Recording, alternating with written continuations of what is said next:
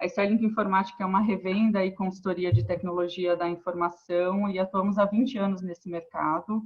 Representamos os mais renomados players de tecnologia desse mercado, com soluções focadas em compliance, armazenamento e processamento de dados, alta disponibilidade, gerenciamento e segurança da informação, virtualização, backup e replicação, entre outros. Eu estou deixando o site da Starlink aqui, em eventual dúvida, para conhecer melhor alguma solução específica, ficamos inteiramente à disposição. Aqui é a nossa agenda programada do dia, começamos agora às 10 horas, na sequência vem a doutora Renata da Mota Fernandes e o Fábio Meneguin da Itachi Vantara. Só gostaria de solicitar para que todos anotem as dúvidas durante a apresentação, vai ser aberto um período de 20 minutos ao final, onde serão esclarecidas todas as dúvidas para perguntas. E eu gostaria de pedir uma atenção especial também para que todos desativem o microfone da apresentação, para não termos ruídos. E está programado para as 12 horas o nosso encerramento. E aqui ao final eu deixo os meus contatos também, ficamos à disposição aí para bater algum papo em projetos específicos. Obrigada e bom evento para todos.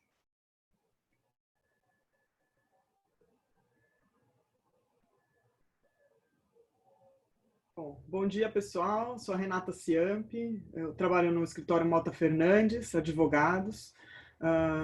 Trabalho já há algum tempo com tecnologia, direito digital e propriedade intelectual. E dentro dessa área, a gente sempre esteve acompanhando as questões de proteção de dados pessoais, primeiro na Europa, com a diretiva de 95, e depois com o GDPR, né? E aí, mais para frente, quando em 2011 começou a consulta pública para se criar uma lei nacional, a gente também participou, tem participado disso desde o começo. E mais recentemente, devido ao destaque também da criação da lei, a gente resolveu criar um departamento específico, embaixo do Departamento de Tecnologia, especificamente voltado para a proteção de dados pessoais, né, a Data Privacy. Então, eu vou compartilhar com vocês agora na minha tela, para a gente fazer essa apresentação. Vamos lá.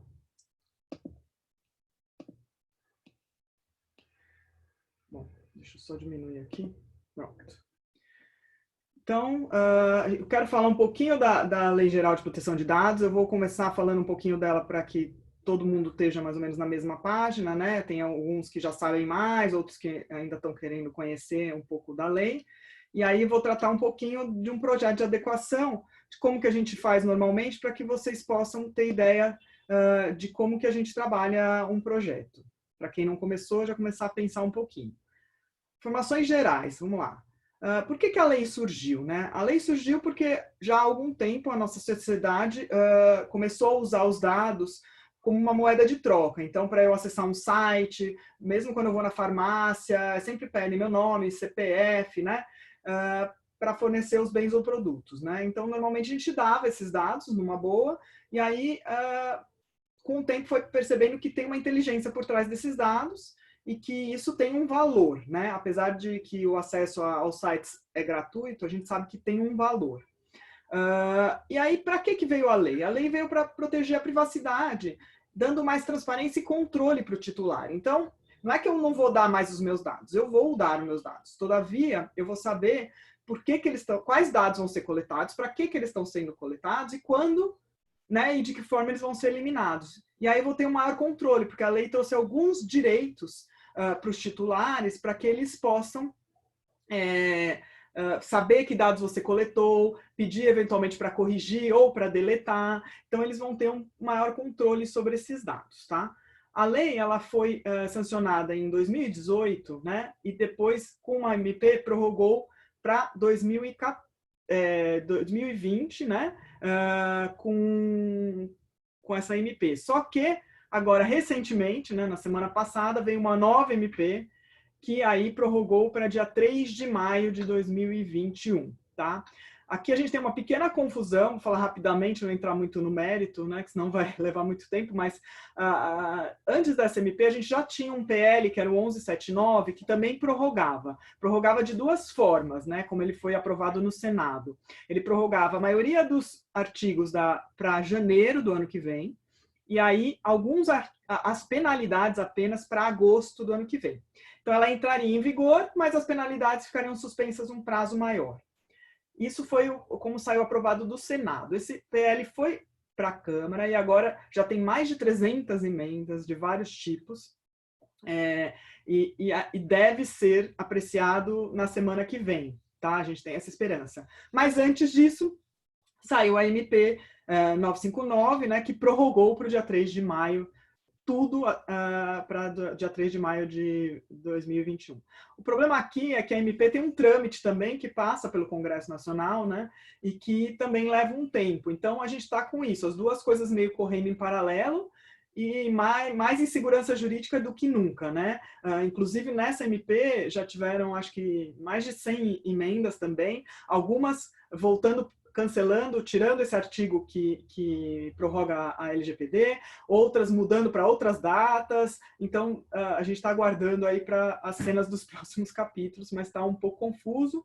Em tese, a MP, se ela não for apreciada, ela perde eficácia, né? E aí continuaria dia 14 de agosto agora desse ano, salvo se o PL também for aprovado. Então, a gente está ainda meio que esperando, né? Como é que vai ficar. E aí, a quem se aplica? A quem se aplica? Qualquer pessoa física ou jurídica. Então, a pessoa natural, tá? A pessoa jurídica é a pessoa jurídica que vai ter que obedecer, mas as operações de tratamento de dados pessoais, né? Da pessoa natural. Então, se eu tenho dado da minha empresa, de outras empresas, ok. Se meu negócio é mais B2B, ok. Provavelmente, eu vou ter empregados. Aí, nesse caso, sim, a lei se aplica, porque é o tratamento dos dados pessoais, né? E se aplica a todo mundo, tá? E aí, agora, eu gostaria de falar um pouquinho de algumas definições para a gente ficar todo mundo na mesma página. Eu sei que algumas pessoas já sabem, mas vamos ter um pouquinho de paciência para a gente poder explicar um pouquinho de algumas coisas principais para quem não sabe. Dados pessoais. O que é dados pessoais? Né? É a definição mais relevante, né? É informação relacionada a um indivíduo identificado ou identificável. Então, lógico, nome, endereço, né? São coisas que mais fáceis, CPF, por exemplo. Mas, por exemplo, uma placa de carro. Se eu conseguir, de algum modo, chegar ao indivíduo, vai ser um dado pessoal. Se eu não conseguir, não vai ser. Então, por exemplo, um RG, às vezes, sozinho, eu não consigo entrar que nem eu entro na Receita Federal, fazer uma busca do CPF e achar o nome da pessoa, né? O RG é mais complicado, ele é dividido por estados, então talvez, dependendo do caso, pode ser ou não considerado um dado pessoal. Vai depender muito do business da empresa, e vou dar um exemplo. Por exemplo, eu tenho uma conta bancária. Uma conta bancária solta, se eu, Renata, tenho essa conta, não me adianta de nada, não é um dado pessoal, porque eu não posso ir no banco e bater lá e falar, olha, Itaú, eu tenho essa conta, você pode me dar os dados da pessoa? Que eles não vão dar. Então, para mim, ela não seria um dado pessoal. Todavia, para o banco, é um dado pessoal, porque a conta está diretamente ligada a uma pessoa.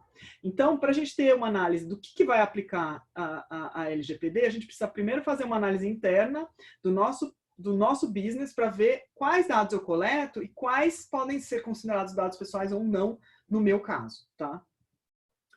Dados sensíveis. O que são os dados sensíveis? E por que eles são diferenciados dos dados pessoais?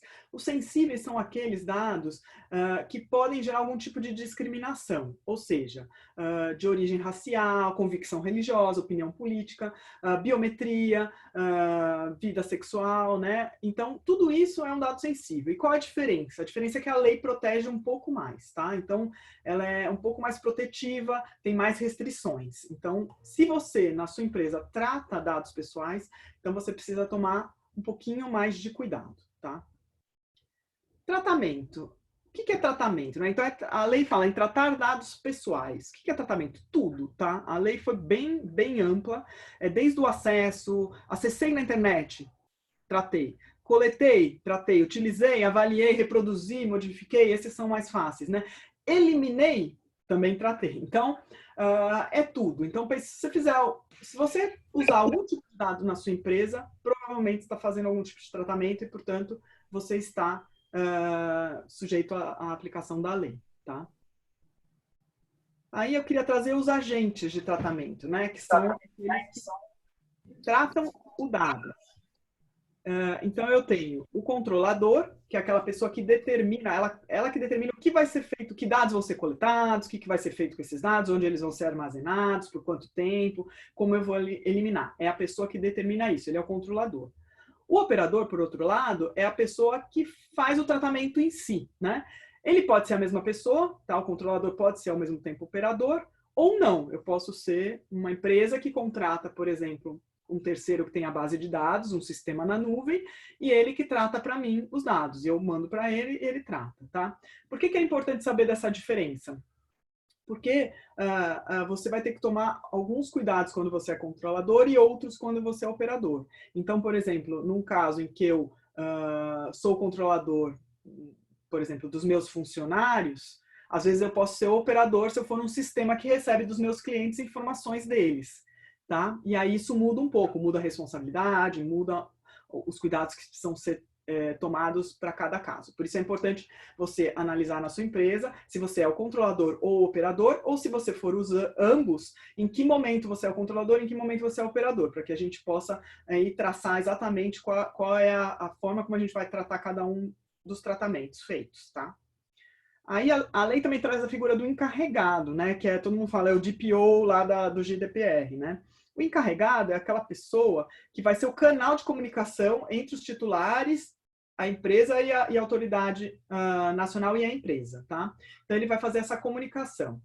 Muita gente pergunta, o que é melhor, interno ou externo? Quem que eu contrato alguém ou não, né? Na verdade, duas coisas. O texto original da lei falava que tinha que ser uma pessoa natural. Com a MP mudou, pode ser uma pessoa natural, pode ser uma pessoa jurídica. Então, criou-se a possibilidade desse serviço ser terceirizado. Como que se define isso? Durante o projeto de adequação, você vai fazer algumas análises, por exemplo, da quantidade de operações de tratamento que você tem, quantidade de dados, quantidade de requisições que vão ser feitas, para aí você determinar se você vai ter que ter alguém interno, se essa pessoa vai ser uma função nova a ser criada, ou se alguém pode acumular essa função, ou se eu posso terceirizar. Dependendo também do business da empresa, eu vou ter que ter interno ou externo. Se for só, por exemplo, dados que eu pego quando alguém vai fazer, dos visitantes, né? E isso é jogado fora a cada 3 meses, que vai reciclando, talvez eu não precise de alguém interno, posso ter alguém externo. Então, é tudo isso que tem que ser analisado. Alguns cuidados são importantes. Muita gente pergunta, precisa ser alguém de TI, precisa ser alguém de jurídico, né? O importante é que, dependendo, se o business for um business mais tecnológico, talvez seja bom ser alguém de TI. Se for mais jurídico, né, uma coisa mais do dia a dia, talvez possa ser o jurídico. O importante é que não tenha conflito de interesse entre a pessoa que vai ser o encarregado e quem faz o trabalho, porque o encarregado ele é o cara que vai fiscalizar, né? Ver se o programa de compliance de dados está adequado. Então, ele, às vezes, tem que ser uma pessoa que esteja fora, né? Para não ter esse tipo de conflito, tá? E aí, por fim, a gente tem a autoridade.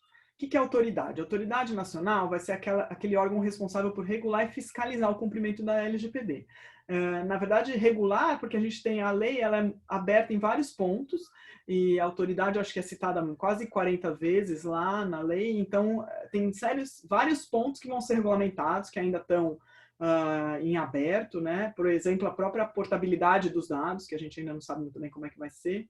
Então, essa autoridade, que foi, na verdade, vetada na lei original pelo Michel Temer, por vício de constitucionalidade, depois foi trazida de volta com a MP, e que ainda não foi criada, né? Esse é o pior dos mundos. A gente está próximo da lei entrar em vigor e a gente ainda não tem autoridade que a gente precisaria até para dar algumas diretrizes e até para regular uma série de coisas. E esse é o fundamento até de alguns projetos de lei que pedem o adiamento da LGPD, falando que como a gente não tem uma autoridade ainda, fica difícil saber como se adequar em diversos pontos da lei, porque a gente ainda não tem as informações necessárias. Tá? Esse é um overview das principais definições da lei para a gente ficar todo mundo na mesma página. E aí a gente pergunta, mas e se não adequar? O que pode acontecer, né? Na verdade, a gente tem as penalidades, né, que são a advertência, publicização da infração, bloqueio, eliminação dos dados e a tal da multa, né? Tem uma multa diária ou uma multa de até 2% do faturamento da empresa ou grupo, né? Com limite de 50 milhões por infração. Todo mundo pensa que a multa é o pior dos mundos, mas a gente vê aí empresas que estão sendo multadas diariamente e continuam fazendo as coisas. Porque eu acho que o principal talvez seja o bloqueio e a eliminação dos dados. Dependendo do business da empresa, se eu tiver que bloquear o uso dos dados ou até eliminar, jogar fora a minha base, pode ser muito pior do que uma multa. Porque aí eu perco, eu paro de operar. Então é muito complicado. Eu acho que é até mais complicado que a multa. E a gente tem também, que foram vetados, mas que voltaram com a MP, foi a suspensão parcial do funcionamento dos dados, a suspensão do exercício da atividade de tratamento e da proibição total ou parcial do exercício das atividades relacionadas ao tratamento. Também em linha com aquele bloqueio ou eliminação, muito, a meu ver, muito pior até do que a multa. Imagina se o Google, que fica tomando multa atrás da outra, tivesse que jogar fora toda a base de dados dele. Né? Ele não se importa com a multa porque ele vai fazendo, ele continua gerando dinheiro, né? Então para ele, então acho que talvez esse tipo de penalidade relacionada ao próprio banco de dados, eu acredito que seja um pouquinho pior do que a própria multa, tá? E aí uma outra coisa, tem o risco reputacional também, tá? Porque que acontece? Se eu tiver um vazamento, às vezes é muito pior, pode ser até pequeno, né? Mas pode gerar um risco, um problema reputacional enorme, né? A empresa. Eu trouxe uma pesquisa aqui, 86% dos consumidores preferem a segurança em vez da conveniência, 48% dos consumidores pararam de usar os serviços de pelo menos uma empresa devido a uma violação de dados. Então imagina, você tem sua vida inteira buscando clientes. E com um vazamento, você perde metade da sua base de clientes. A gente sabe como é difícil conseguir um cliente, né? Imagina você perder a metade num dia. E fora isso, 59% das empresas relataram impacto negativo ao longo do tempo, de moderado a forte, depois de uma violação. Então, você perde metade dos seus clientes e ainda, mesmo assim, vai tendo dificuldades futuras depois de uma violação. Então, é muito importante tomar esse cuidado. E o último risco que, às vezes, as pessoas não pensam é o risco contratual. O que é isso? Por exemplo, eu tenho um contrato com um fornecedor de tecnologia. E aí eu tenho os meus clientes e eu tenho que obedecer à LGPD, portanto, cumprir com uma série de coisas, dentre elas obedecer aos direitos, né, desses titulares. E esse meu fornecedor, ele que cuida dos dados, ele é o processador. E ele não tem nada ferramentas ou coisas, ou não está adequado para fornecer as informações que eu preciso para passar para o meu cliente. Então, eu fico meio que vendido, né? Então, o que eu vou fazer a partir de agora? Eu vou começar a procurar um fornecedor que esteja compliant. Por quê? Porque eu vou ter que cumprir a legislação, então eu preciso da ajuda desse meu fornecedor, que é o meu braço, então eu preciso que ele também esteja em compliance com a lei, porque se ele não estiver, eu não vou conseguir cumprir e provavelmente a penalidade vai vir para mim, né? Então, ou pelo menos a reclamação do titular virá para mim. Então, eu preciso, a partir de agora, começar a exigir, né? E também é uma tendência mundial, e a gente sabe, como aconteceu com a lei anticorrupção, né, que começou nos Estados Unidos, com a FCPA, e aí as empresas multinacionais começaram a exigir que colocasse uma cláusula nos contratos, e ninguém entendia muito bem por quê, porque era uma lei lá de fora, e aí depois, mais para frente, veio uma lei nossa, mas até aí a gente começava a colocar, por quê? Porque o meu cliente, ou minha multinacional, exigia, ela tinha força para exigir que eu colocasse no meu contrato, e aí eu tinha que colocar, né, para participar eu tinha que colocar, ela me punha uma minuta de contrato que tinha essa previsão e eu tinha que aceitar. Então, a gente acha que isso vai um pouco acontecer também no Brasil, da gente começar a ser forçado por algumas empresas a elas vão começar a exigir que os parceiros tenham essa adequação, né? E também quem tiver essa adequação vai sair na frente, vai ser o escolhido, né? Se entre vários você for o único adequado, provavelmente você vai ser a pessoa escolhida, né? E aí, com relação ao risco contratual, também trouxe essa pesquisa da PwC, que é interessante, que mostra o Brasil é em vermelho, tá? E em roxinho ali é o global. Então, visão de que o Brasil está avançando, né? Procurando só sites legítimos, escolho o meu fornecedor de pagamentos, alguém que eu confio, tá ali na média, né? Evito clicar em anúncios, uso cartão de crédito que me fornece proteção, uso senhas diferentes, né? Analiso a política de privacidade, uma coisa que ninguém lia, agora a gente já está em mais de 20%, e reduzo a quantidade de dados que forneço, né? O Brasil está um pouquinho atrás ainda da média global, mas é uma tendência, tá? Uma tendência mundial dos clientes começarem também, até porque a gente tem notícias de vazamento dia sim, né, na mídia, alguns com risco, né? Às vezes vazam cartões de crédito, tal.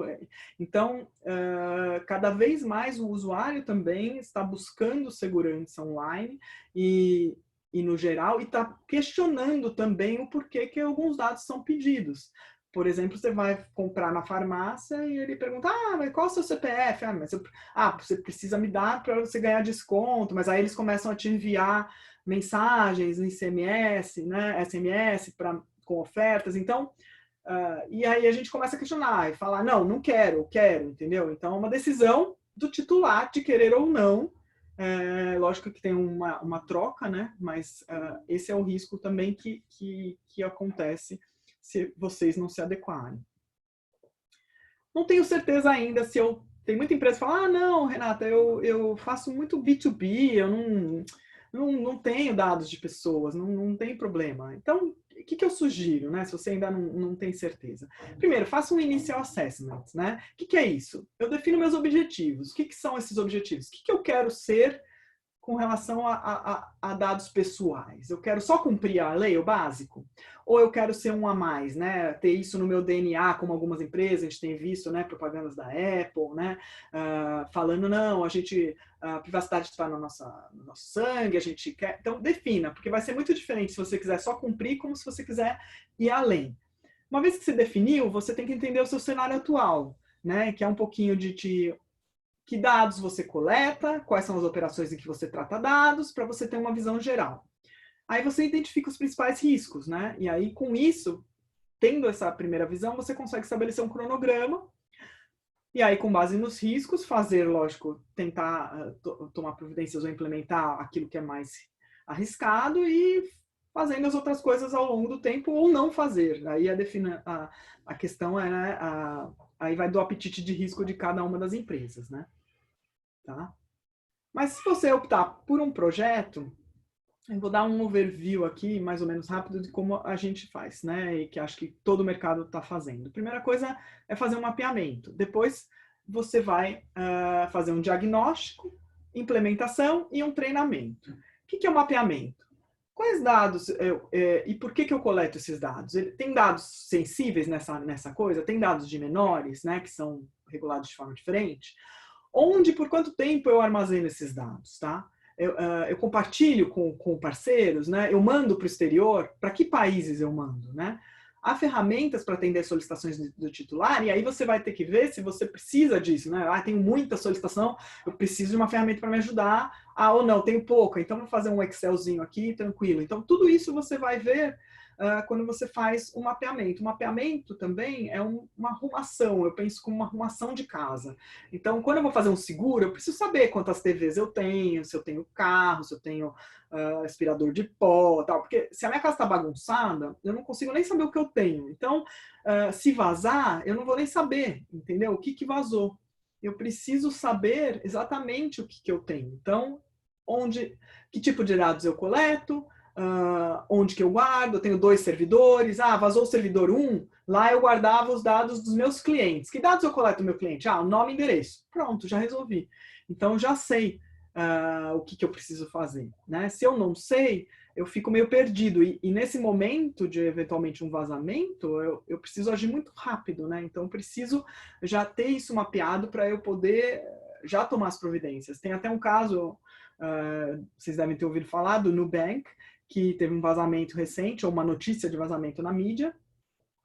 E logo em seguida, depois saiu dizendo que a base não era deles, né? Que era mentira. E o cara realmente apareceu e falou, não, realmente não fui eu que fiz, tal. E eu tenho uma colega que trabalha lá, e ela me falou, Renata, assim que vazou essa informação, o pessoal da crise, do comitê de crise, se fechou numa sala, começaram a testar as bases, começaram a ver se era, não era, chegaram à conclusão que realmente não era dados deles, e aí já tinham o statement pronto para soltar para a imprensa.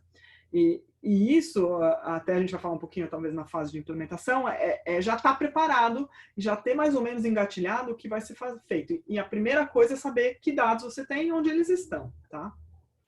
O diagnóstico é a parte mais jurídica da questão, né? Quando eu vou aí, depois que eu mapeei todos os dados, vi aqueles que são realmente necessários, né? Me desfiz daqueles que eu não preciso, sobraram aqueles que realmente eu uso, que preciso para minha operação, e aí eu vou definir qual é a base legal, o que me autoriza a ter aqueles dados, tá? Normalmente fala muito em consentimento. O consentimento...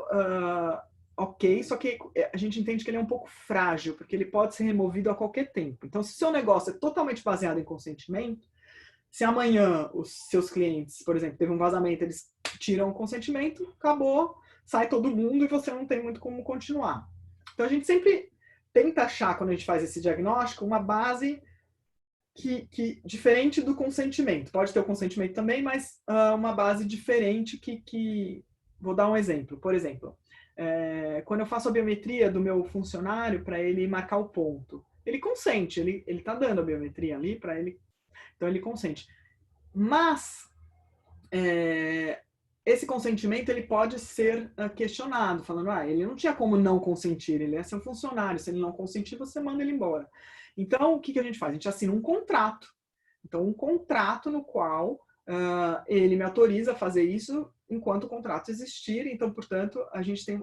Mesmo que ele fale, mas eu não vou dar minha digital live, mas a gente tem um contrato de trabalho, então você precisa observar isso. E essa é uma forma da gente fugir um pouquinho do consentimento. Então, o consentimento foi aquele que o grande vilão, quando começou a discussão da lei, né? Se eu não tiver consentimento, vai acabar, nunca mais eu vou conseguir, ninguém vai dar consentimento, a gente não vai conseguir mais tratar dados. Não é isso, tá? Consentimento é apenas uma das bases legais, né? Uma das hipóteses em que eu posso tratar. Então, eu posso tratar por causa do consentimento, para cumprir uma lei ou um regulamento, para executar um contrato, para o exercício regular de um direito, para proteger a vida e diversos outros. Então, é nesse momento em que eu vou analisar cada dado que eu coleto e aí colocar qual é a base, porque a base também, gente, pode mudar no decorrer do tempo, tá? Então, por exemplo, eu posso ter uma base hoje, assinei um contrato de trabalho com esse funcionário, então eu tenho uma base legal, que é o contrato. Mas aí ele vai embora. Então acabou o contrato. Então, em tese, eu não teria mais base. Só que aí eu tenho uma base para guardar depois, que é cumprimento de lei ou regulamento, ou até exercício regular de direito, porque eu tenho 2 anos que ele pode entrar com uma reclamação trabalhista. E aí, nesse período, eu preciso ter as informações. Então, eu posso guardar. E aí, lá no futuro... por exemplo, passou os 2 anos, joguei o resto de coisa fora, mas eu preciso guardar algumas coisas ainda, por exemplo, relacionadas a FGTS, INSS, para fim de aposentadoria, que o prazo é muito maior. Mas aí eu vou mudando, e aí no decorrer do tempo eu vou mudando não só a base, mas também a quantidade de documentos, eventualmente eu posso ir diminuindo, por exemplo, eu posso cortar o compartilhamento, por exemplo, enquanto ele é meu funcionário, eu compartilho esses dados com o meu fornecedor, por exemplo, de benefícios, ou que fornece vale transporte, vale refeição. A partir do momento que o contrato acabou, eu não preciso mais fazer esse compartilhamento com ele. Dentro da empresa mesmo, talvez muita gente já não precise ter acesso às informações, talvez só o RH e o jurídico. E depois dos 2 anos, eu posso jogar talvez num morto que só algumas pessoas tenham acesso. E aí eu vou restringindo tanto a quantidade de documentos, como também os acessos, para que fique um pouquinho mais protegido, né?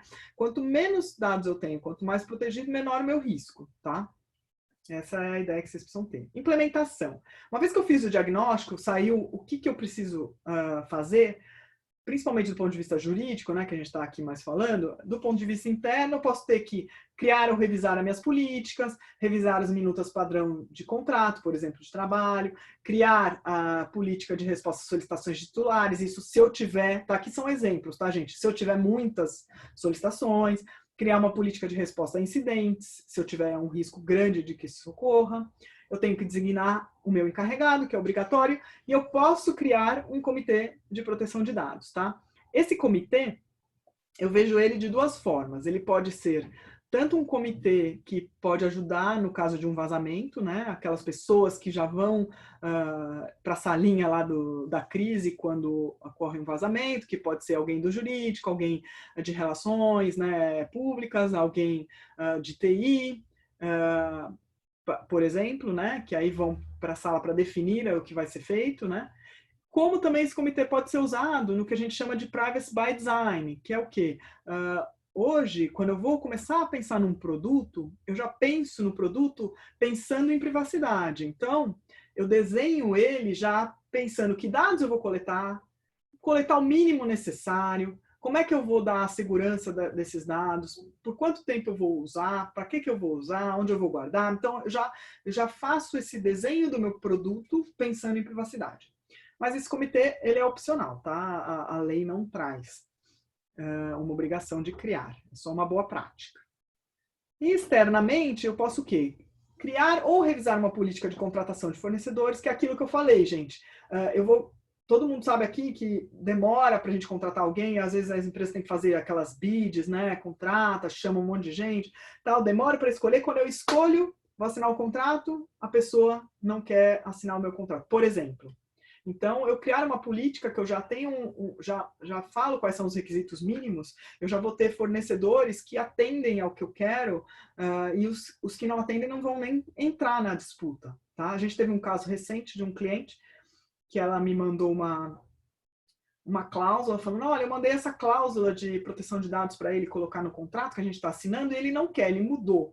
Ele tinha mudado de um jeito meio estranho, aí eu falei, não, vamos mudar assim, né? Aí ele falou, não, eu não quero falar porque ele era quase uma compra de base, mas ele não queria que o cliente falasse para os clientes dele, né, da base que ele estava fornecendo, que ele que tinha fornecido. Uma coisa muito estranha, né? Mas ele não quis, ele falou. E aí eu falei para o cliente, olha, é melhor não assinar, né? Ele não quer assinar. Aí ela falou, não, eu preciso assinar, porque agora já fiz já escolhi, já levei um tempão para escolher esse fornecedor, e agora o que eu faço? Eu não posso... Aí eu falei, ok, isso foi no começo do ano, eu falei, olha, ok, assine, agora ainda você pode, porque a lei não está em vigor, todavia tenha em mente duas coisas. Uma, que no dia 1 você tem que estar adequado. Então, no dia 1 você tem que cancelar esse contrato.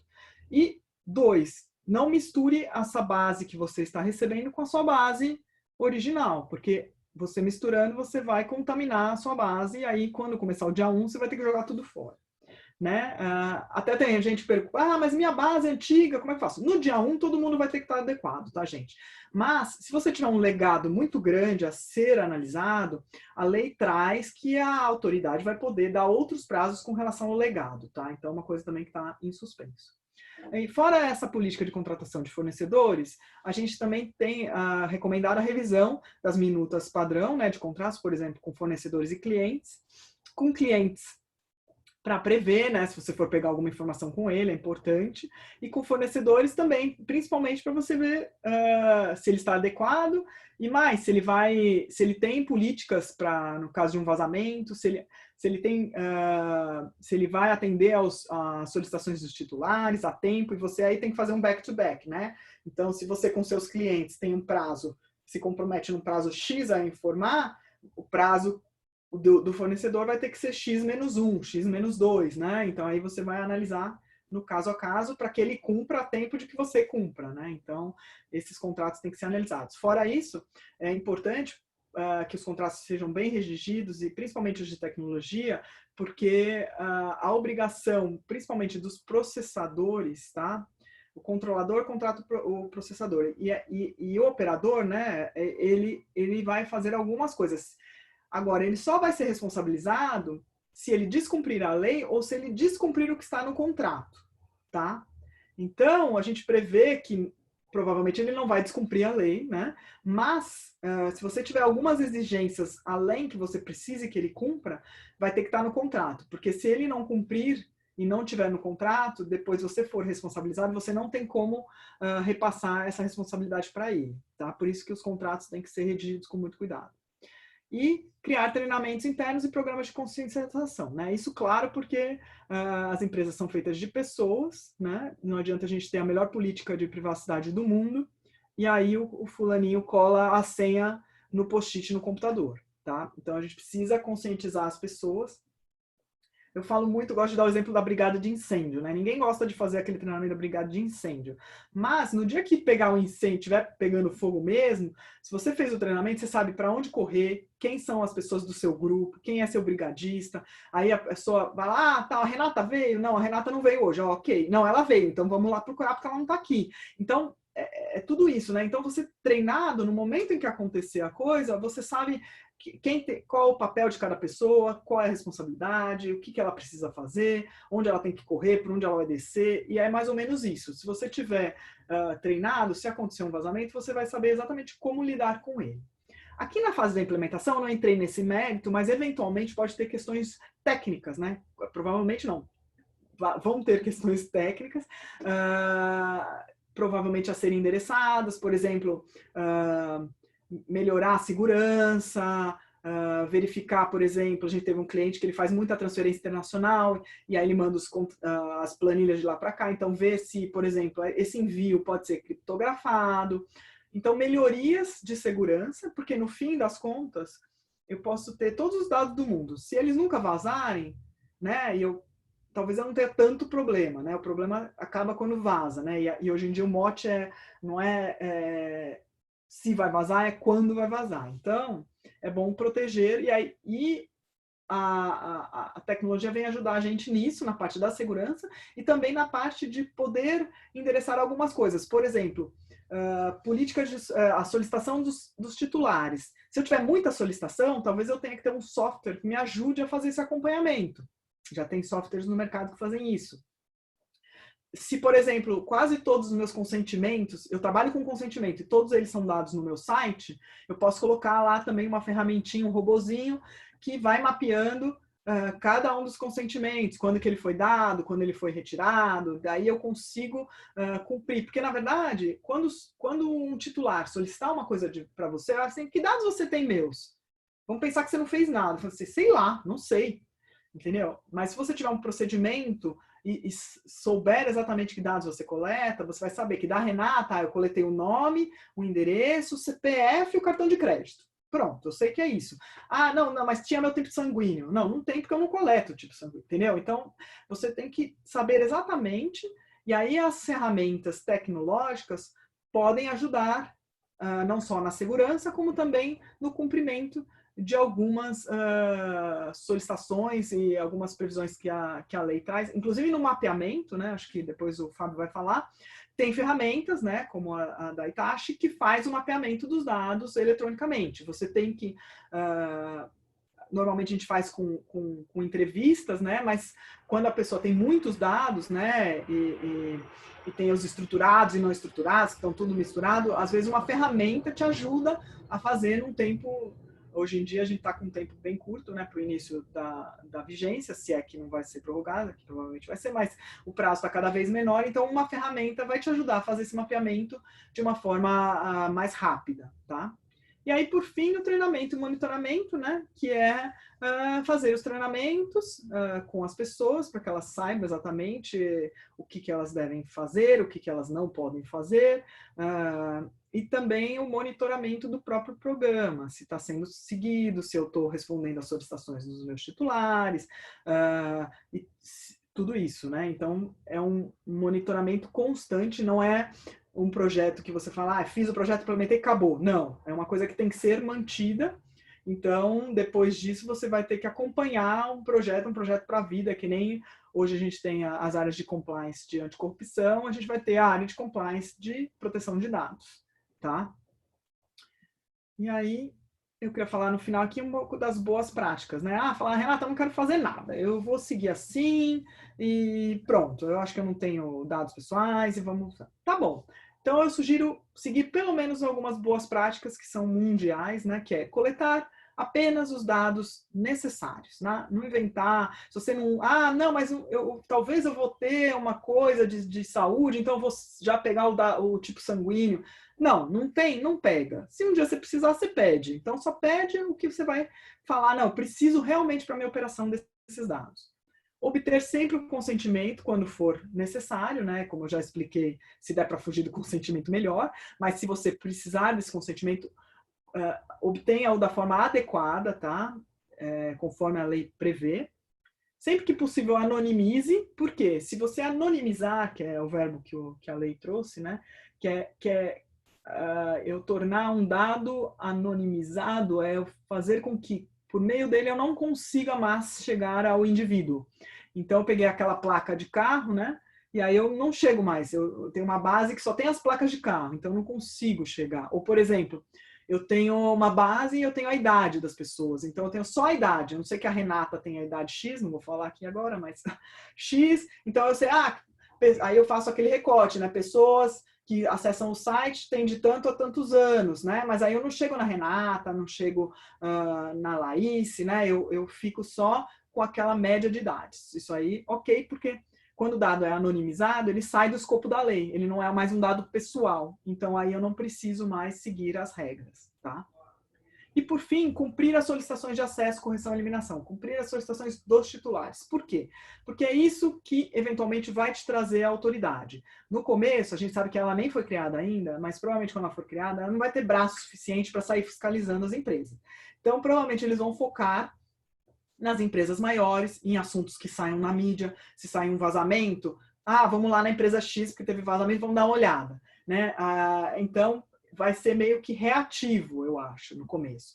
Mas, se você receber uma solicitação de um titular e não responder, é provável que esse titular vá lá denunciar na autoridade e aí também provoque uma ida da fiscalização na sua empresa. Então, tentar sempre responder. E veja que não necessariamente você precisa cumprir o que ele pede. Vamos supor que ele peça que você elimine um dado, mas que, por exemplo, esse dado não foi obtido por consentimento, foi obtido por alguma obrigação legal.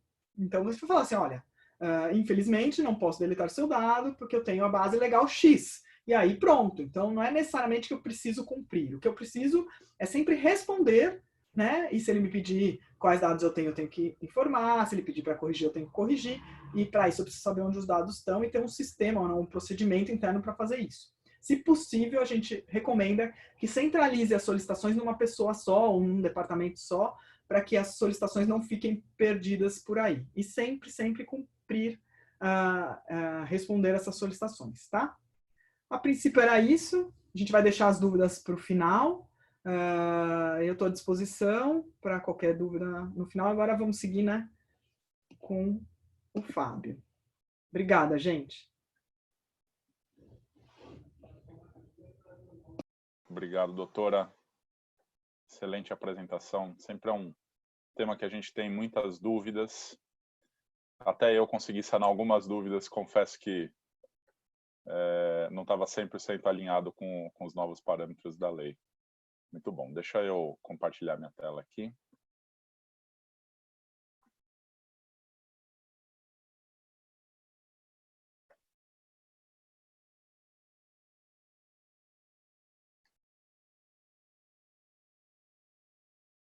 Perfeito. Ok, pessoal, acho que vocês estão vendo a minha tela. Laís, se você puder só confirmar, a gente já começa aqui. Sim, eu vejo perfeitamente. Ótimo, então tá bom.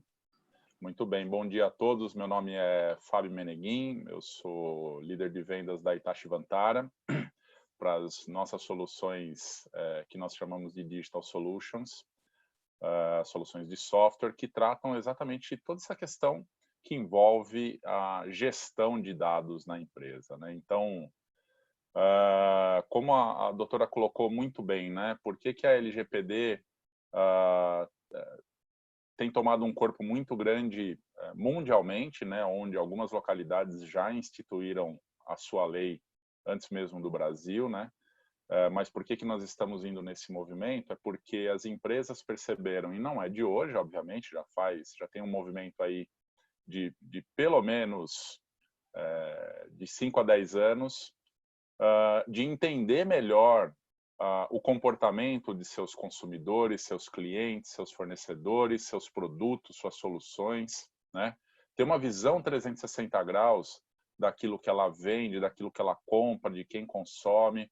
Tudo isso, na verdade, para maximizar, obviamente, a geração de receita, maximizar a eficiência operacional e melhorar a experiência do cliente com a marca, né? Na utilização da marca, do produto.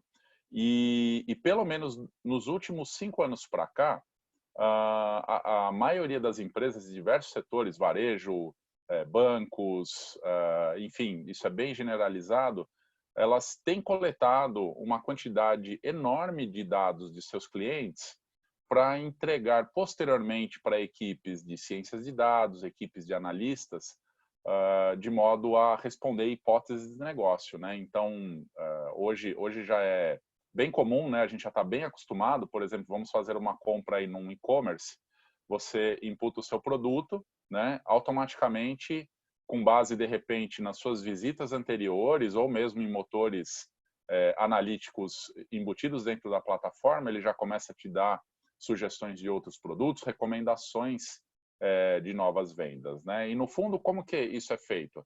É com base em dados coletados seus, de sua comunidade e de todos os consumidores daquele e-commerce, daquela marca, etc., né? Só que começou a haver um uso muito indiscriminado desses dados pessoais e existe, obviamente, a necessidade de proteção, né? E como bem colocado novamente pela doutora, por onde começamos? Começamos pelo mapeamento desses dados. Aonde estão os meus dados, né? E é aqui que eu quero mostrar brevemente para vocês como que a gente pode, através de ferramentas tecnológicas, automatizar esse processo. Porque, veja bem, né? Se você trabalha numa corporação de tamanho médio para grande, eu tenho certeza que a quantidade de dados coletados e utilizados pela sua empresa é gigantesca. Ou seja, você pode até fazer um processo de um mapeamento manual das informações num primeiro instante, mas num período de 3 a 5 meses, talvez essa foto que você tirou nesse momento já não esteja mais acurada, porque os dados, eles são vivos, eles mudam, eles evoluem, né?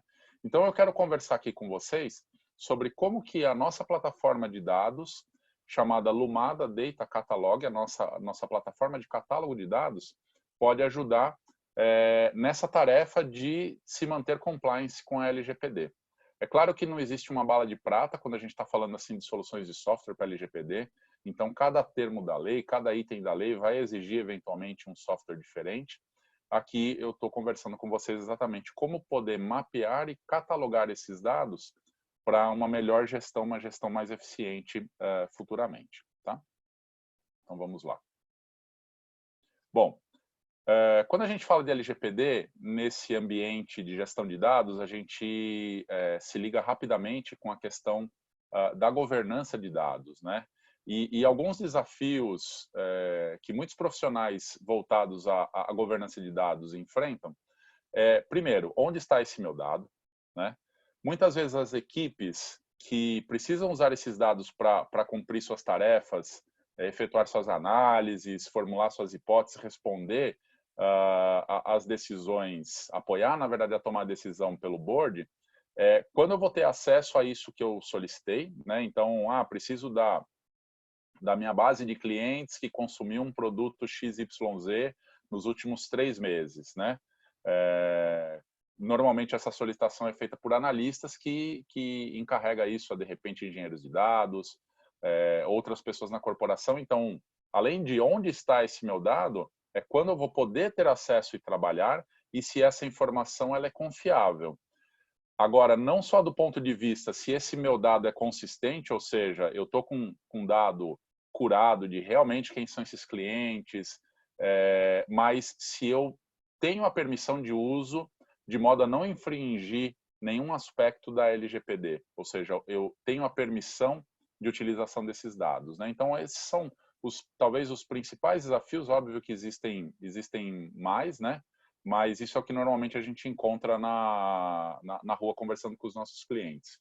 E ainda, né, como que eu consigo dar visibilidade para essa massa de dados que hoje eu coleto através dos meus sistemas informacionais, né, os meus sistemas transacionais, os ERPs, os CRMs, as plataformas de e-commerce, se de repente eu coleto dados externos também de parceiros, de birôs de informação, se eu troco dados com outros parceiros, enfim.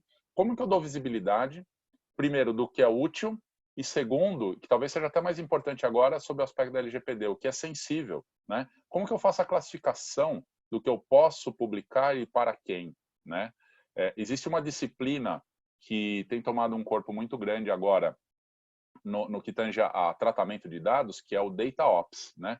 Como que eu crio uma série de procedimentos e métodos de modo a tornar a minha empresa uma fábrica de dados, com processos extremamente governados, de modo a garantir eficiência. E falando em eficiência, como que eu consigo descobrir e proteger de modo a evitar processos manuais, a evitar erros no processo e evitar as restrições de dados impostas pelas classificações dadas pela própria LGPD, né, do que é dado pessoal, que é dado pessoal sensível. E, principalmente, quando a gente está falando, de novo, né, corporações de médio, de grande porte, que precisam atender uma escala, como que eu tenho uma plataforma que atende essa corporação de uma maneira holística? Porque talvez você conseguir endereçar os objetivos de uma área de marketing, de uma área de compras, você talvez de uma maneira um pouco mais manual, você consiga, mas no fundo a empresa precisa ter eficiência e produtividade como um todo. Então, como que você consegue implementar uma metodologia com uma ferramenta para atender a corporação inteira, né? Bom, a Hitachi, ela costuma ajudar seus clientes com essa metodologia de Data Ops, na verdade, através de softwares que ajudam a automatizar a implementação dos processos de Data Ops dentro da empresa em 3 pilares, né?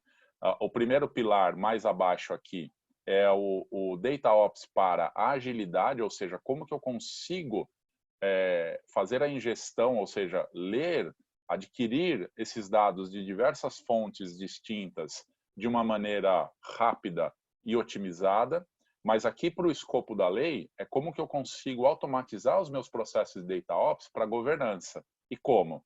Automatizando processos de descoberta, de proteção e até mesmo de preparação de dados, né?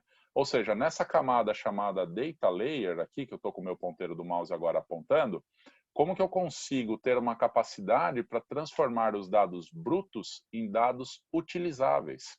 Ou seja, transformar dados em informação, de modo que eles possam ser consumidos pela camada superior, que é o Data Ops para Analytics, pelos cientistas de dados, pelos analistas de negócio, ou mesmo por aplicações talvez embutidas, embutido, na verdade, em aplicações que funcionam em dispositivos móveis ou em websites, enfim.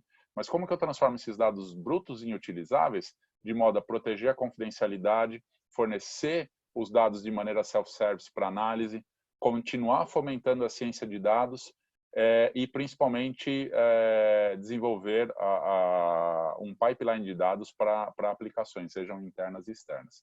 Então, dessa forma que a nossa plataforma Lumada Data Catalog ajuda as empresas a endereçar os princípios da LGPD.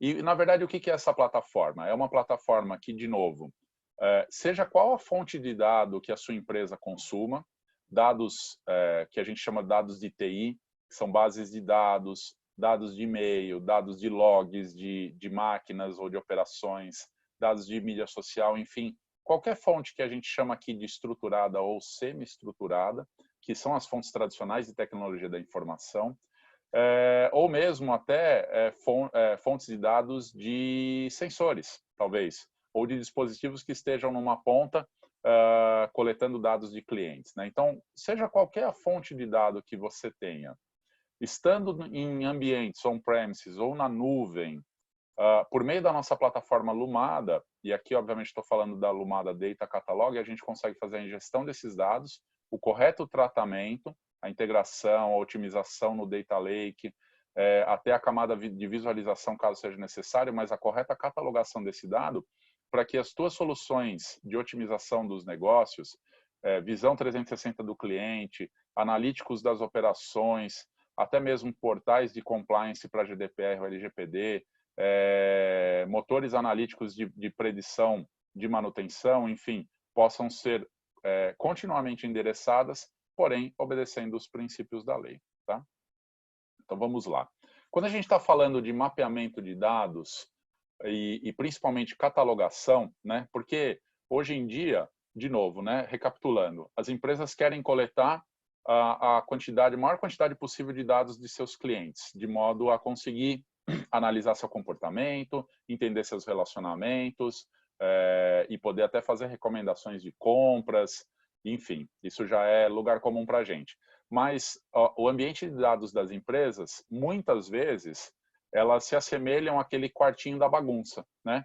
Eu adquiro o dado e guardo no lugar sem muita preocupação com a administração, porque eu sei que lá na frente pode ser que eu precise usar esse dado, mas é exatamente como a gente faz em casa com o quartinho da bagunça, né? Olha para aquela tralha, né?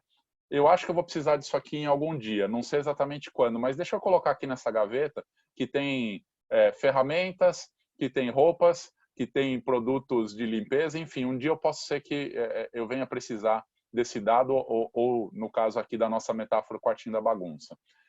Existe um gap operacional muito grande, porque a gente armazena, coleta, armazena e vai socando em repositórios que deveriam ser para centralização,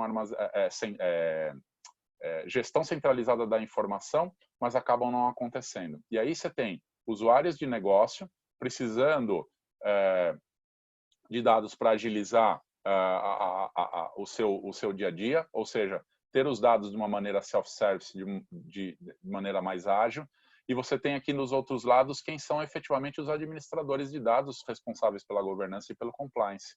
Mas tem um gap aqui, porque usuários de negócio, eles falam termos de negócio, eles falam em cliente, em fatura, em material, e os administradores de dados, na verdade, eles conversam em termos ou de políticas de governança, ou muitas vezes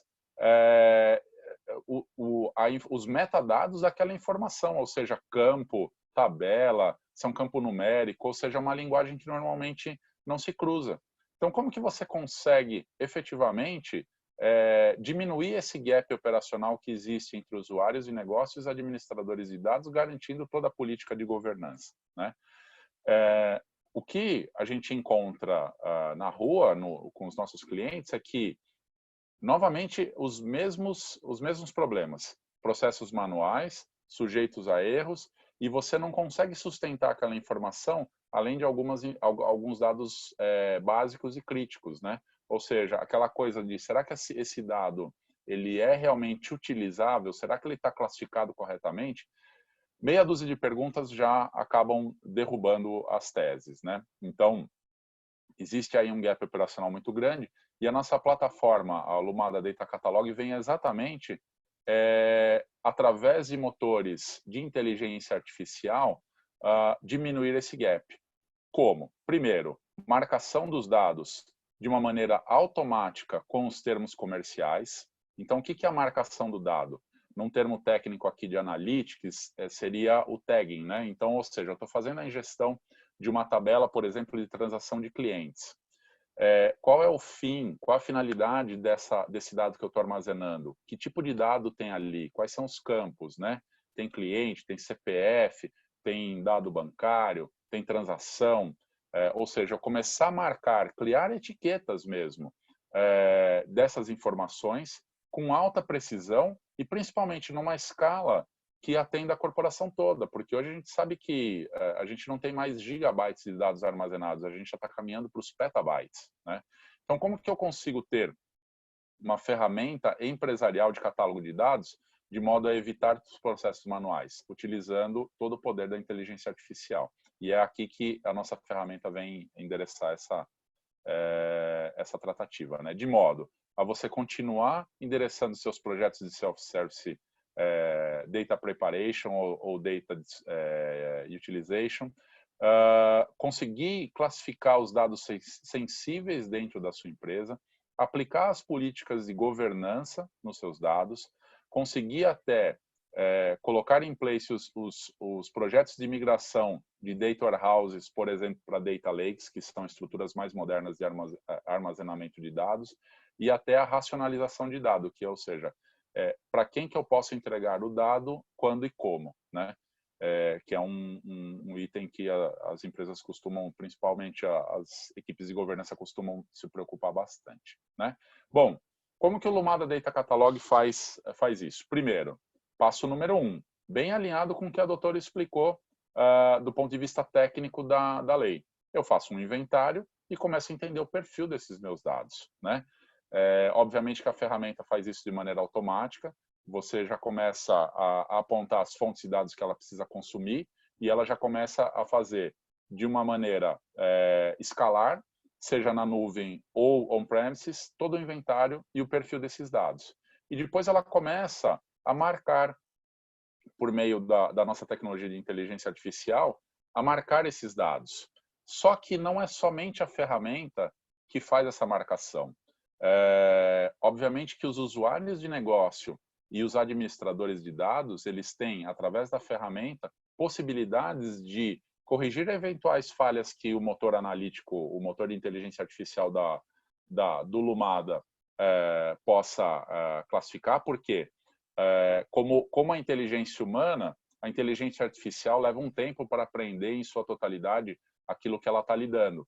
Então, talvez a primeira marcação ali do momento T0 do teu projeto não vai ser aquela marcação mais acurada possível.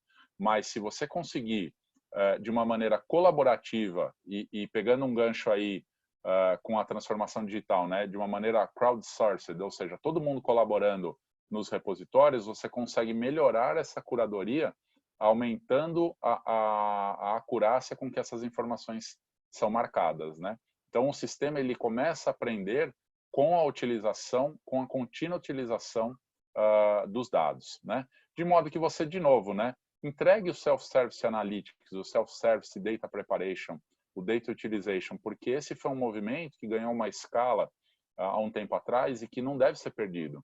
Tem muito usuário de negócio que precisa continuar fazendo suas análises de dados sem depender tanto da TI, de modo a ter mais agilidade, né? Então, isso precisa continuar sendo fomentado, mas mantendo dados sensíveis, dados seguros, racionáveis e até passíveis em serem migrados, né? Ou seja, você adotar vários casos de uso com operabilidade aberta.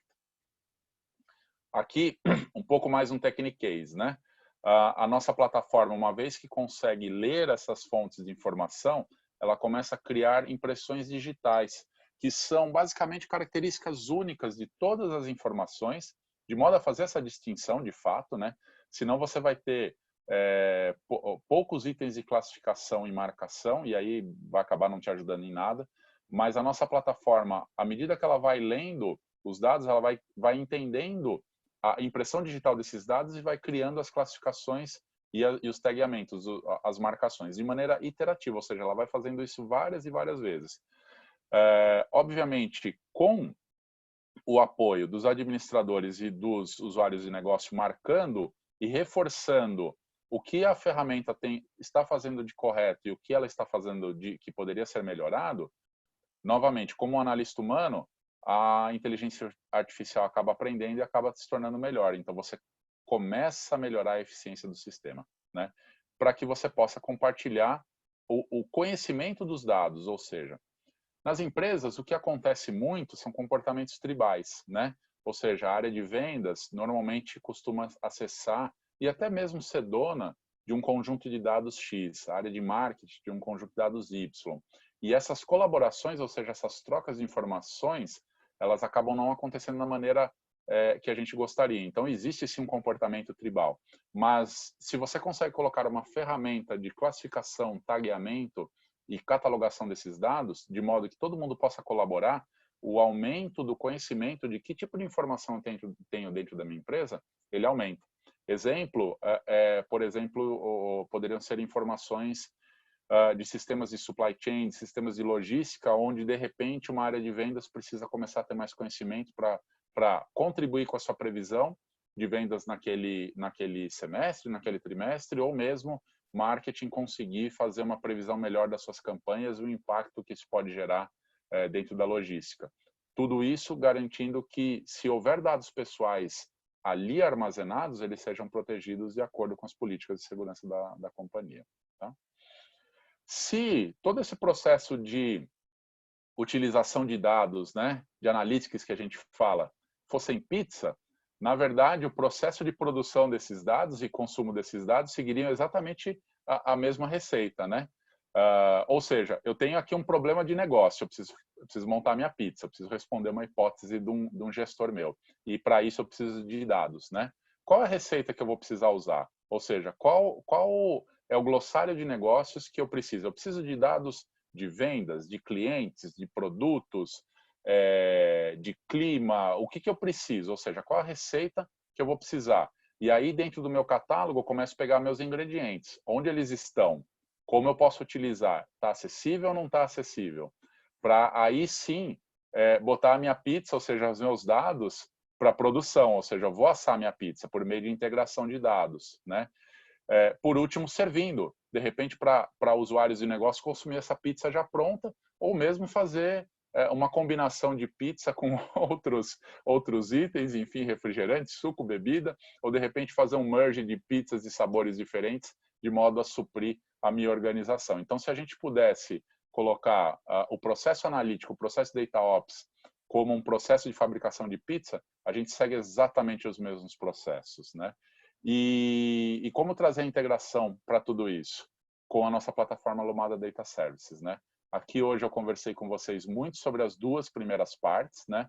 Onde eu encontro a minha informação e catalogo a minha informação de forma a fornecer as receitas e os ingredientes, mas a Hitachi pode estar ajudando também na parte da integração e dos relatórios para consumo.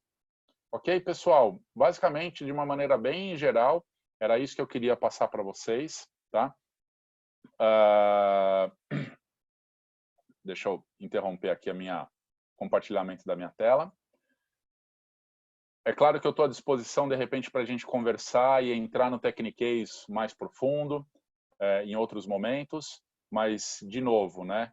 LGPD vai exigir realmente um nível de preparação e de adequação muito grande por parte das companhias, e a tecnologia vem aqui exatamente para ajudar a automatizar esses processos.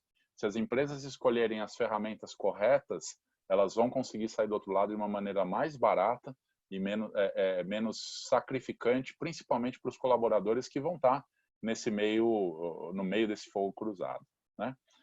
Alaís, eu passo a bola para você. Queria agradecer o tempo de todos e até a oportunidade de estar conversando aqui com vocês. Perfeito. Obrigada, Fábio. Obrigada, doutora, pela ótima apresentação. Foram esclarecedoras. Agora é o momento reservado para as dúvidas. Eu gostaria que vocês aí abrissem os microfones para fazer os questionamentos, trazer aí alguns pontos, dúvidas que talvez tenham sido geradas até dentro do negócio de vocês. Então é isso, fiquem à vontade para perguntar.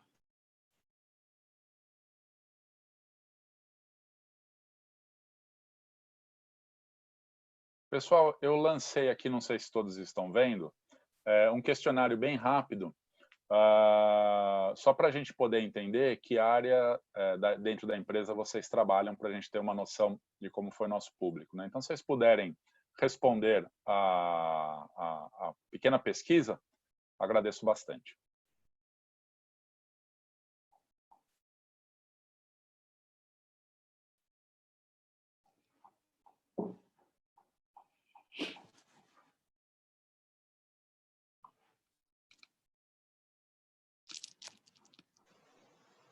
Legal.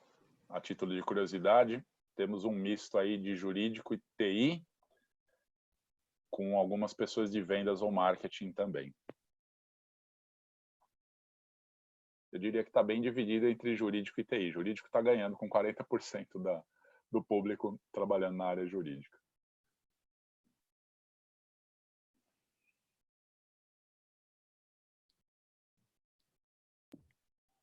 Gente, eu vi ali, tem uma pergunta, acho que para mim, né? Que é como aplicar para profissionais liberais e MEI. Então, daí vale a mesma, né? Então, a pessoa física ou jurídica que tratar dados. Então, sendo uma MEI, você é uma pessoa jurídica. Sendo um profissional liberal, você é uma pessoa física, mas que usa aqueles dados, né? E as exclusões são para uso pessoal, né? Alguma para estudo. Então, no caso de você usar para fins comerciais, ou seja, dos seus clientes, para captar novos clientes, esses usos são os usos profissionais, né? Então, aí sim você teria que observar a legislação, sim, nos dois casos, tanto como profissional liberal como MEI. Não sei se respondeu a questão a isso. Vamos perguntar. Aproveitem, pessoal. Tem aí a doutora Renata com conhecimento gigante para ajudar vocês aí nessa transição. Vitor, até gostaria de fazer um comentário. Vitor, obrigada aí pela presença. Vitor Frange, traga-nos aí algum questionamento. Eu sei que o segmento que vocês atuam tem bastante questões, né? Como você mesmo mencionou, LGPD nasceu para o seu segmento. Traga-nos suas dores. Qual o segmento, só por curiosidade? Call Center. Ah, tá bom, certeza. Ó, tem mais uma réplica aí, doutora, da pergunta. E como podemos usar ferramentas sendo MEI? O volume de dados é pequeno em relação a outros de grande porte. Sendo liberal, preciso contratar um DPO? Então, essa é uma dúvida, né? Acho que uma parte da pergunta talvez seja mais técnica para o Fábio, com relação, acho que, ao uso da própria ferramenta, né? Com relação a ser pequena, as pequenas empresas a gente tem feito mais na unha mesmo, né? De sentar, olhar, quando entra os dados, eu tenho um site, então lá ele tem um formulário, então entra dado por ali. Eu tenho um call center, então quando a pessoa liga, entra dado por ali. Eu tenho visitas de clientes, ele me traz o cartão, o antigo cartão, né, de visitas, é físico, eu cadastro isso, entra por ali o dado também.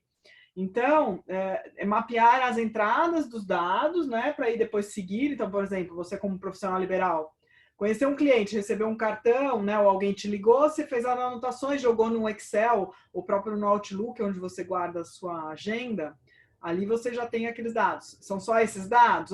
Não, quando ele vai me pagar, eu tenho um sisteminha, eu tenho no Excel também tenho as contas bancárias, tal. Então, é tentar ver se você tem tudo no mesmo lugar. Se um cliente te ligar hoje e te perguntar que dados você tem meus, você consegue responder essa questão? Essa é a dúvida. Aí você sabendo onde estão os dados, todos estando juntos, fica mais fácil para você conseguir responder. Então, se o volume é muito pequeno, dá para fazer na mão. E aí a outra pergunta sua é, sendo um profissional liberal, preciso contratar um DPO? A princípio, não. Né? Você mesmo pode ser o DPO, não sei como é que... Essa é uma das dúvidas que quem vai solucionar vai ser a autoridade, tá? Porque a gente acha que eles devem soltar algum tipo de regulamentação dizendo que pequenas e médias empresas talvez não precisem do DPO, a gente ainda não sabe. Na Europa também tem umas limitações, assim, mas a gente acredita também que não vai precisar um DPO para todas as empresas, mas aí isso vai ser ainda determinado pela autoridade. A princípio, toda autoridade vai precisar mesmo. Não tem um volume de dados, não tem. A princípio, todo mundo tem que ter. Em princípio, era todos os controladores, e aí a lei, quando foi para a MP, teve uma troca lá e começou a incluir também os operadores em alguns casos, mas que não ficou claro, criou meio uma confusão. Então, a princípio, todos os controladores precisam ter um DPO. Agora, se ele vai ser você mesmo, né? Se você for uma única pessoa, você é um profissional liberal, a princípio, você vai ser o próprio DPO, né? Então, você que vai ter que gerenciar isso, né? Agora, não tem um volume de dados, não tem. A gente acha que vai vir alguma resolução no sentido de que empresas pequenas e médias não vão precisar, mas ainda temos que aguardar a autoridade, tá? Ainda não sabemos disso. Mas eu mantenho vocês informados. Do ponto de vista de ferramentas de tecnologia, a própria Hitachi disponibiliza algumas ferramentas, principalmente para pequenas empresas, né? Que são ferramentas comunitárias que a gente chama, né? Obviamente o uso é um pouco mais limitado, não atenderia, por exemplo, necessidades de empresas de grande porte, mas MEIs e empresas de poucos funcionários, né? Pequenas empresas, microempresas, poderiam usar ferramentas como, por exemplo, o Pentaho Community Edition, tá? Que é uma ferramenta muito boa para integração de dados e é gratuita, totalmente gratuita.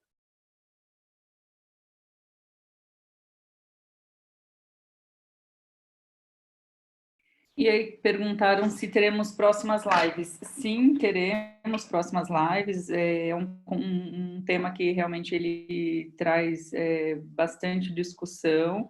Provavelmente no próximo mês já organizaremos uma próxima. E aí até nos surgiram, eu gostaria de me aprofundar nesse assunto específico ou em alguma questão mais voltada ao seu negócio. Nos tragam também essas sugestões.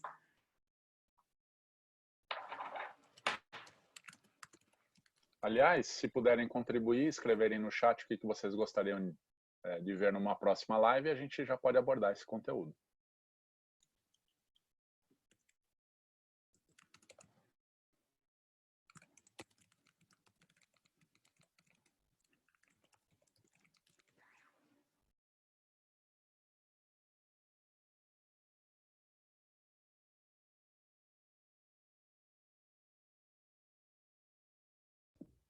Aqui é para mim, como implantar e manter o processo de cuidado dos dados é uma coisa contínua, tá? Quase um programa, é um programa de compliance, no qual eu preciso, depois de fazer o mapeamento, fazer fazer o diagnóstico, tomar as medidas, né, implementar as questões, sejam técnicas, sejam jurídicas, e endereçar tudo, manter um monitoramento, que nem eu falei. Então, regularmente fazer uma nova verificação dos dados, ver se não está coletando além do que poderia, verificar os processos internos, se as reclamações estão sendo, ou solicitações estão sendo respondidas. Então, aí você fazer treinamentos, se tiver uma equipe, né, ou tentar se atualizar, fazer uma busca por novas leis que tragam novas obrigações, ou até resoluções que a gente sabe que vão surgir agora com a autoridade. Então, fazer esse acompanhamento. Então, é uma coisa meio que ativa, você vai fazendo, né? Aqui, mapeamento e continuidade ativos de dados da corporação. Acho que foi ele acrescentou ao questionamento anterior aí. Exatamente. Você tem que ir acompanhando e manter uma coisa ativa. Não adianta você fazer tudo agora e aí deixar largar a mão, porque daqui a pouco você vai ter que fazer de novo. Eu sei que o trabalho agora é um pouco mais difícil de levar tudo, né? Mas uma vez que você tenha feito, aí a manutenção é um pouco mais simples.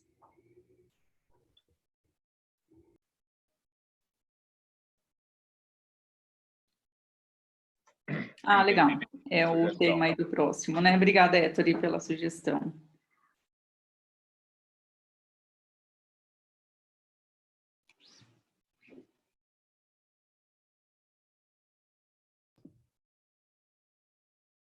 Aí não sei se é mais técnico, tem muita empresa pequena e média, assim, é muita gente, só que a gente sabe que eles têm uma restrição de recursos, né, mas também tem menos. É que depende, às vezes tem as startups que têm muitos dados, né, então precisam tomar cuidado, mas a gente trabalha com startups também, a gente ajuda, direciona, e mesmo os pequenos a gente tenta atender, porque é uma coisa que todo mundo vai ter que fazer. Aí, com relação a ferramentas para pequenos, aí o Fábio já falou, né? Que tem algumas que aí depois, talvez no próximo, ele possa explicar um pouquinho melhor.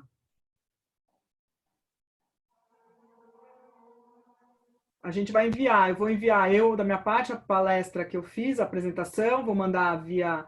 A gente tem o contato de vocês pela inscrição, a gente vai mandar para todo mundo, a minha apresentação vou disponibilizar, né? E nela tem o meu e-mail para vocês, tá bom? Exatamente. Mais dúvidas?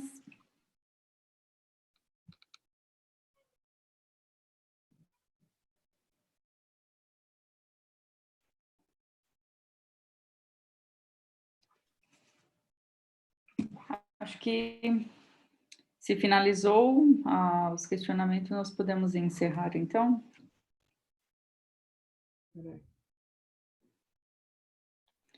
Perfeito. Hoje ainda, encerrando aqui, nós já enviaremos os documentos por e-mail aí para todos que estavam cadastrados. Se por um acaso vocês entraram pelo link direto e não realizaram a inscrição, eu peço que nos deixe só o e-mail, senão nós não vamos conseguir acessar vocês, tá? Obrigada, Davi, pela presença. Ficamos muito felizes. Ficamos felizes. Uma última aí. Quem pode ser DPO? Depende. Cada empresa está fazendo de um jeito. A maioria está escolhendo alguém do jurídico ou alguém de TI, mas pode ser também alguém de compliance. O que a gente pede é que talvez não seja interessante ser alguém da alta administração, porque pode ter um conflito, né? Da mesma forma que no compliance anticorrupção. Mas qualquer um, a MP quis trazer algumas diretrizes para a escolha, mas no fim esse artigo caiu, então a princípio pode ser qualquer pessoa.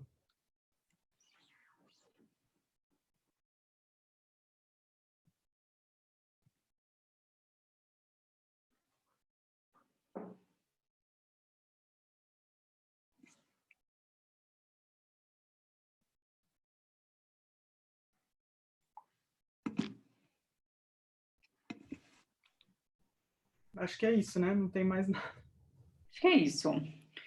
Então, muito obrigada a todas pela presença, pela disponibilidade aí em dedicar o tempo em busca de mais informações. Obrigada, doutora Renata, pelo conhecimento trago, pelo Fábio também, pela apresentação riquíssima também de Lumada.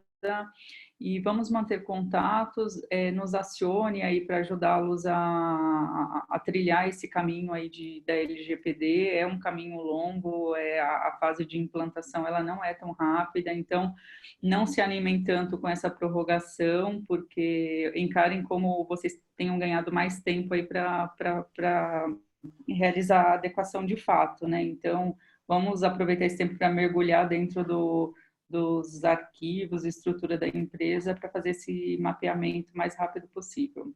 Conte conosco, tá? Eu também agradeço o convite e estou à disposição. Obrigada, gente. Obrigado pelo convite, obrigado ao tempo de todos. Um forte abraço. Obrigada. Tchau, tchau. Tchau, tchau.